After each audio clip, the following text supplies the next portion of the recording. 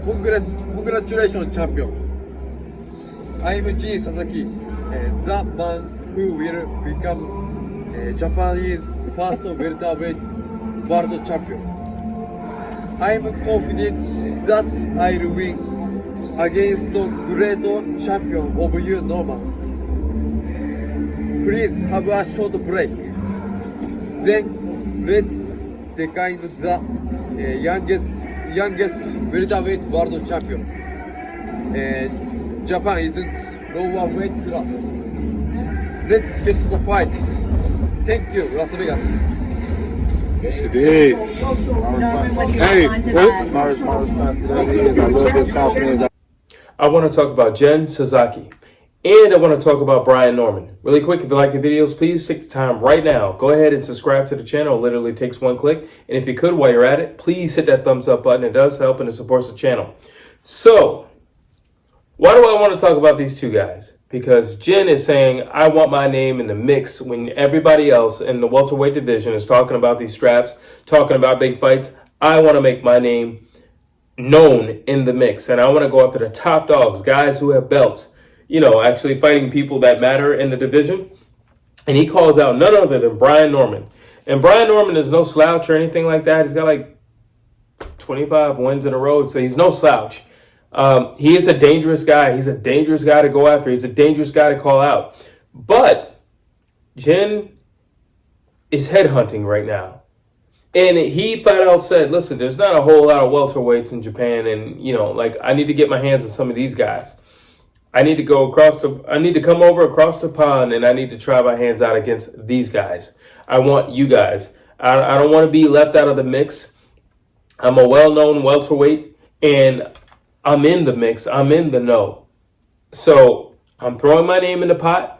I want one of you guys, but I prefer to start with you.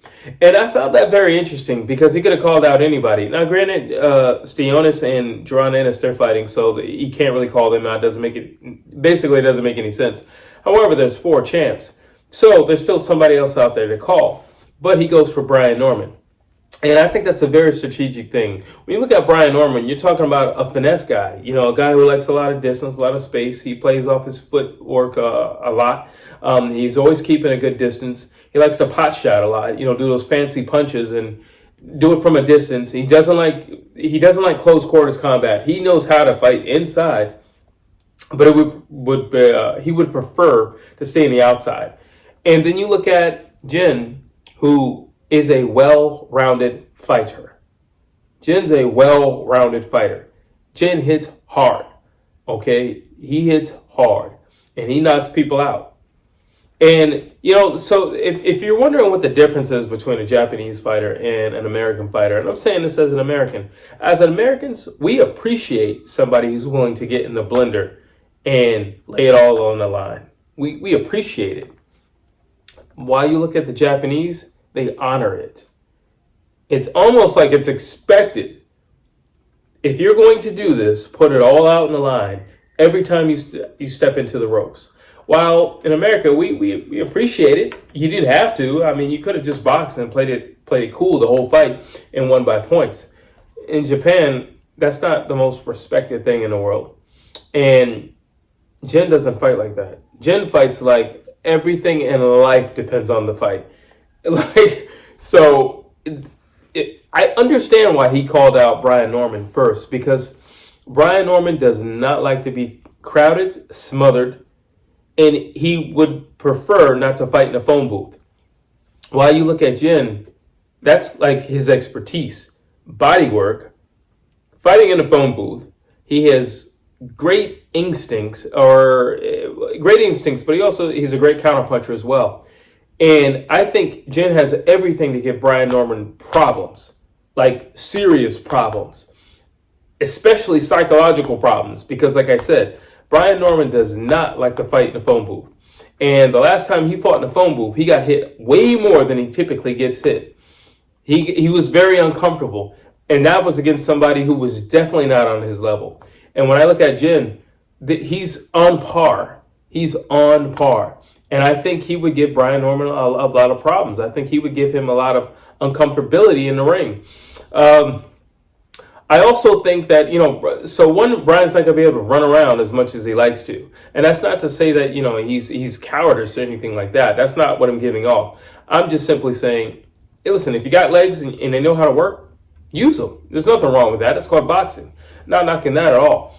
What I am saying is with Jin, it's going to be very hard for Brian Norman to do his Brian Norman thing. Why? Because Jin is going to be on him like white on rice. That's why. It's going to be very difficult for him to do his thing. And for Brian Norman to do his thing, he needs space. He needs a level of comfort in there where he knows his opponent won't just run in on him. Because Brian Norman also hits hard. So if I know that my opponent won't just run in on me, and I'm allowed the space and the space and the gear of the fight, where it's not a fast-paced fight. Oh, Brian Norman's he's gonna shine. He's gonna run 20 miles with that. But you look at Jin, he doesn't fight like that. Jin will literally walk into the fire with no problem. Guns a-blazing, no problem. That's the problem for Brian Norman. And I think the first 5 rounds would be extremely uncomfortable for Brian Norman. I think Jin throws more punches than Brian Norman. I think he hits just as hard as Brian Norman. And I think Jin is okay with pain. I don't think Brian Norman is okay with pain. I think, if you box, then, you have a certain level of understanding, and I think you have a certain level of pain of where you can take, but it's voluntary versus somebody who says, I don't mind getting hit because I'm going to hit you back. And I think Jin has that mindset. He doesn't mind getting hit because he's going to hit you back. And he's a great counterpuncher, and he's going to hit you back. So that means in that sequence, he's going to hit you first, you're going to respond, and he's going to hit you again. So you've gotten hit twice. He's going to be first, and he's going to be last. See, when I look at the fight, I think it's a very strategic fight, and I think it was very smart for Jin to call out Brian Norman. I really do. And Brian Norman flat out said, hey, I want championship fights. I want to unify. If I cannot get that, I respect how he came over here. I respect how he called me out. And I would be more than happy to oblige him in getting together in the ring.